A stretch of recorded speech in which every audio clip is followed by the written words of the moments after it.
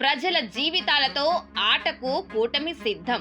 ఆదాయం కోసం అడ్డదారులు వెతుకుతున్న సర్కార్ లాటరీలకు అనుమతిచ్చేందుకు దాదాపుగా సిద్ధం. ఆన్లైన్ గేమింగ్ కు కూడా అనుమతిచ్చేందుకు ప్రతిపాదనలు. పన్ను ఆదాయం పెంచుకునేందుకు ఆపసోపాలు. ప్రజలు ఎటైనా పోని, ఏమైనా అయిపోని, తన ప్రభుత్వానికి ఆదాయం కావాలంతే. ఇందుకోసం ఆంధ్రప్రదేశ్ లాటరీని సైతం తీసుకొచ్చే ఆలోచనలో ఉంది కూటమి ప్రభుత్వం. దీని ద్వారా 3,000 కోట్ల రూపాయల ఆదాయం వస్తుందని అంచనా వేస్తుంది. నిజానికి ఉమ్మడి ఆంధ్రప్రదేశ్ గా ఉన్నప్పుడు బంపర్ లాటరీ పథకం ఓ రేంజ్ లో సక్సెస్ అయింది. ప్రభుత్వానికి బోలెడు ఆదాయం తెచ్చిపెట్టింది. లాటరీ తగిలిన వాళ్లు ప్రభుత్వ నిబంధనల ప్రకారం వచ్చిన బహుమతిలో 30% పన్ను రూపంలో చెల్లించాలి. ఎంతో మంది వ్యక్తులతో పాటు కంపెనీలు కూడా లాభపడ్డాయి. కానీ ఇదంతా నాణానికి ఒకవైపు మాత్రమే. ఒక్క లాటరీ టికెట్ కొనగానే తామేదో కోటీశ్వర్లం కాబోతున్నామన్న భావంలో ఉండిపోయేవారు మధ్యతరగతి, దిగువ మధ్యతరగతి వాళ్లు. ఒక విధంగా వాళ్ల జీవితాలతో ఆటలాడుకున్నట్టే అది. రోజంతా కష్టపడి సంపాదించిన డబ్బును